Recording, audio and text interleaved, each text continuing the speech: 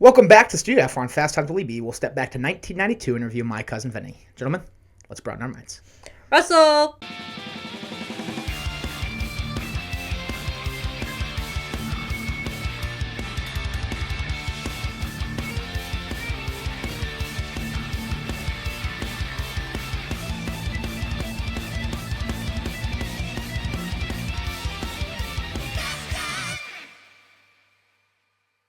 Welcome back to Fast Time to Libby. I'm Willy B. I've got Rosie with me, and we have our 1992 winner to discuss, and that is My Cousin Vinny, a movie I was very happy to see win. I do love this movie quite a bit. Another Jonathan Lynn movie, so his second pool winner of this endeavor. He was the director of Clue, and now My Cousin Vinny. Cast-wise, we have some pretty big names. Joe Pesci, Marisa Tomei, Ralph Macchio, I can't remember, Mitch Whitfield, I think his first name's Mitch. Fred Gwynn, who also is in Pet Sematary. So Lane Smith.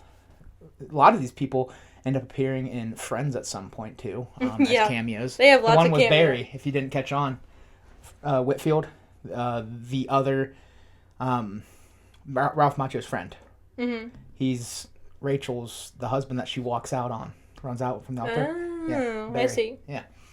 But nonetheless, we'll start with the good. All right. And to me, this is just a movie that it doesn't matter how many times I see it, it makes me laugh hysterically. I'm not saying it's the funniest movie of all time, but it's up there from when it comes to comedy. So it's a courtroom comedy, which I think makes it easier for some people to watch. I love court movies. Obviously, A Few Good Men is a movie I adore. There's other courtroom dramas. Speaking recently, Anatomy of a Fall was one I enjoyed. But this one, adding the comedic element, I think makes it a movie for everyone. And yeah, this is a movie I've adored since the first time I watched it. Before this last watch, I think the last time I watched it was on vacation with Papa. He also loves this movie. Papa Terry does.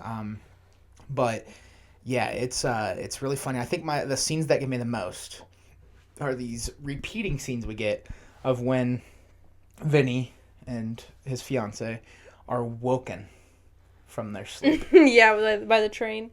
Or the steel, whatever. All of it. The first couple nights are the steam whistle that announces the factory's opening.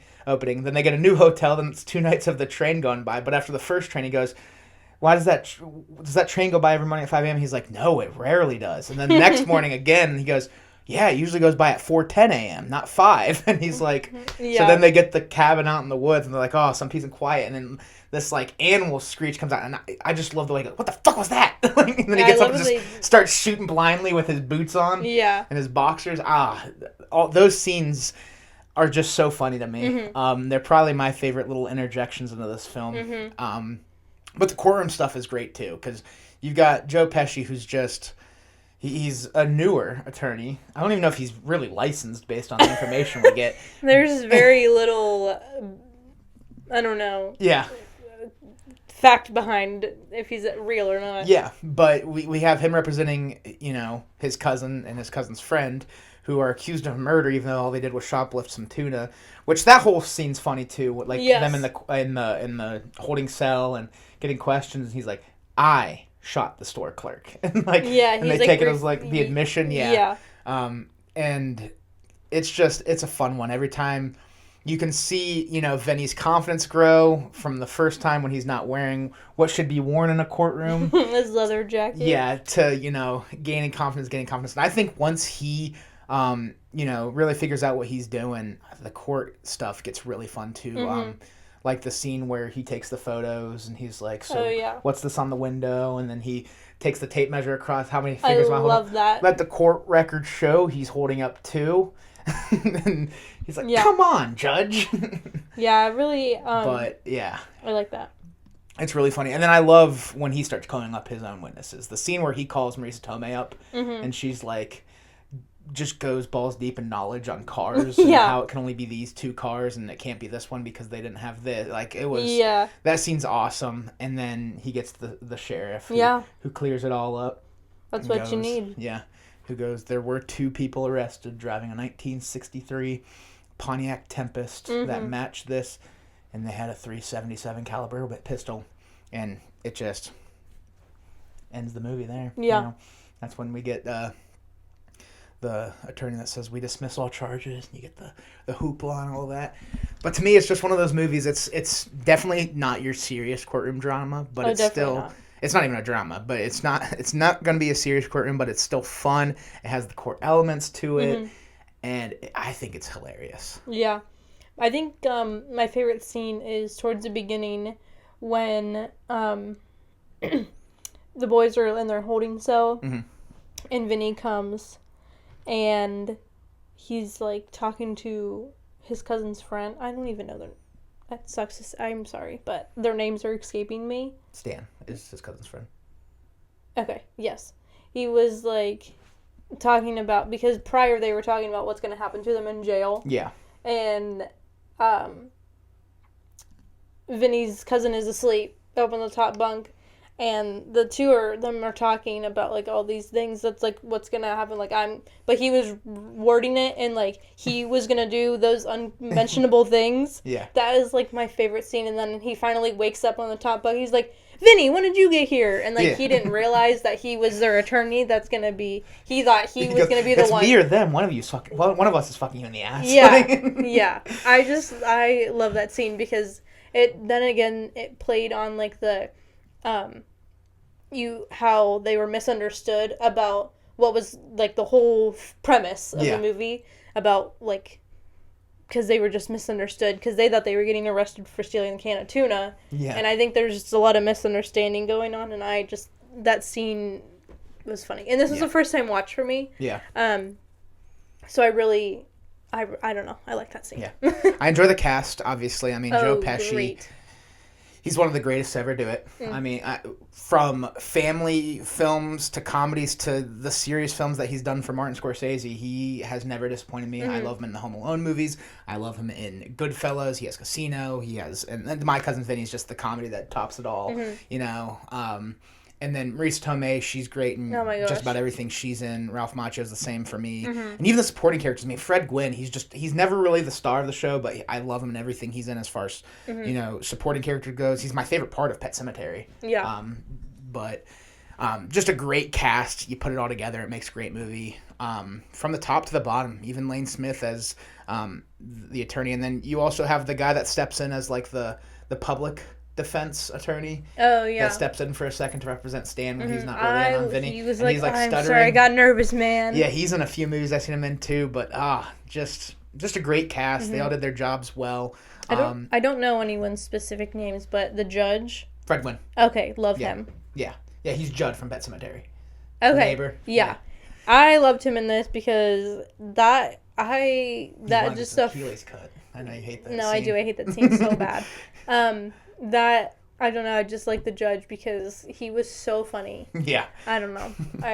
Anytime he... What did you say? And I just don't know, like, if it was accent or just the way, like, he talks, but I don't know. He has a great voice. Okay. Yeah. I didn't know if, like, he was, like, giving... But, I mean, yeah, you're definitely talking, like, this is supposed to be a comedy, and a lot of these guys, their line delivery played in the comedy, too. Oh, yeah. It's courtroom. You've got to show it in line delivery. I mean, if Joe Pesci didn't talk fast, would it be as funny? You know what I mean? Like, line delivery is everything in this movie, for sure. And then you kind of get more comedy outside of the courtroom with... You know, Joe Pesci fighting the one guy for $200 where he just jumps at him and takes the $200. I love that. And then you got obviously the wake up calls and him going to contempt of court every single day. Him and his fiance going at it in hotel rooms and whatever. But yeah, it was a really funny movie. I hold this in high regard when it comes to comedy films. And yeah, it's a really good watch. I don't really have anything to complain about when it comes to My Cousin Vinny. The one thing, I don't know if it's just me or not, but if they wouldn't have, I want to see, like, who else, like, went into, you know, I don't know what it's called, but when you go to, like, I don't know, it's not like an interview. Recess? No. When you go, like, to, you want to be in a movie. And you, like, go. Oh, audition. Yes. I want to know if Danny DeVito, because he... Oh, audition for Vinny? Yes. The whole time I was watching it, I was like, man, I could see it. I think Joe Pesci killed it. I think he did too. But I think they have very similar kind of styles, I think. That's fair. And the whole time I was like, man.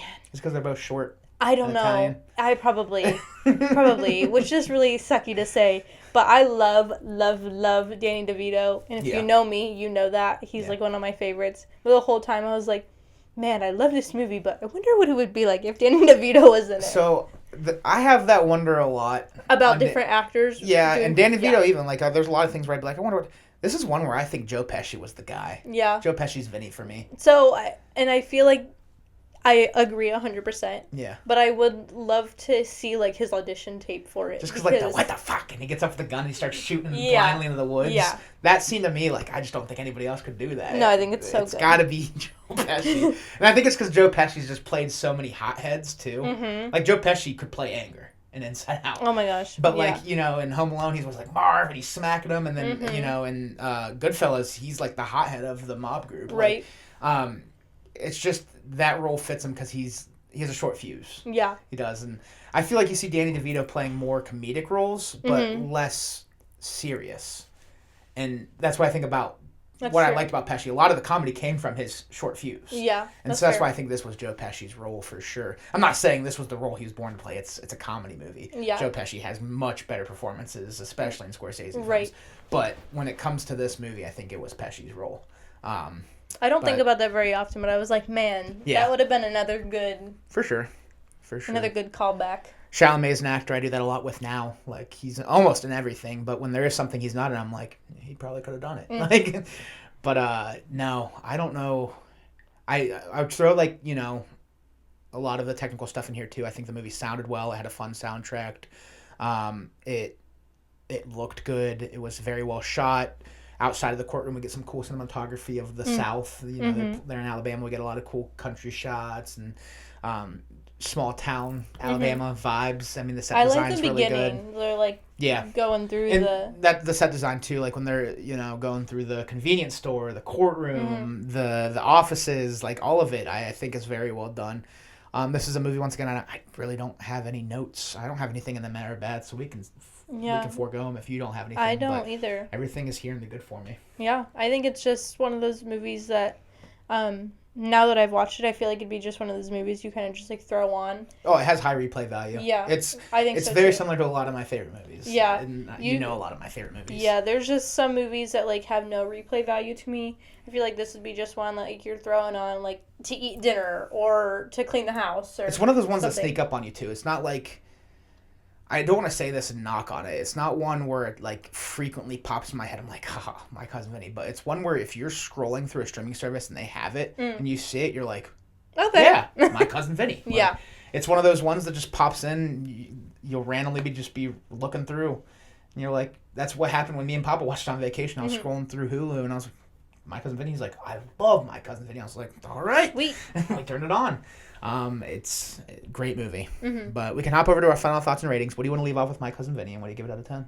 As a first time watcher, I thought it was great. The replay value to me is, pretty good. I don't say that about many movies, so that's pretty good. I mean, we didn't have anything the bad or the bad. Though it is a comedy. I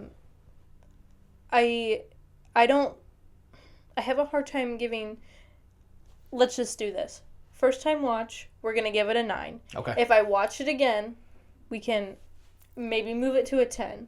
But, I don't know. It was a good first time watch. I don't have anything in the bad or the bad, so, but, like, I have a hard time putting just, like, fun comedies in the 10 because, like, it wasn't perfect, but, like, I'm gonna probably rewatch it. You know what I mean? Yeah. It's kind of hard. I don't know. So the first I got a weird scoring system. The first time I watched this on for Letterboxd, after getting Letterboxd, I don't want to say for Letterboxd, but after getting Letterboxd and starting to log everything I watched, I gave it a 9. And when I watched it with Papa, I was like, why did I give this a 9? And I bumped it up to a 10. And this time I watched it and I was like, I feel like I have it as a 9 on Letterboxd. I got to change that. I went and I was like, oh no. I had the same thought process. I was like, this is a 10. Yeah. So I kept it as a 10. This is a 10 out of 10 for me. It is one of my favorite comedies. And like you said, high replay value, fun to watch. Joe Pesci's the man. Marisa Tomei is gorgeous. She is. My goodness. And all of the supporting characters are just, in my opinion, iconic. Yeah. Ralph Macchio, Fred Gwynn, dare I say it again. Lane Smith, he sneaks up on you in some sneaky good films. It's just Oh, what a cast. What a movie. It makes me laugh more than a lot of movies do. And in that case, it's, in my opinion, one of the comedies that does it right. So why not give it a 10? Why not? That'll do it for My Cousin Vinny. Rosie, thank you for coming on. Yeah. Thank you all for watching. If you like what you're watching, check out some other videos. Hit the subscribe button or follow the social links down below. Don't forget to vote in the polls. 1993 is next. They come up every Wednesday at noon, and the winner's selected Thursday at noon, so make sure you vote. We'll talk to y'all soon. Peace. Peace and love.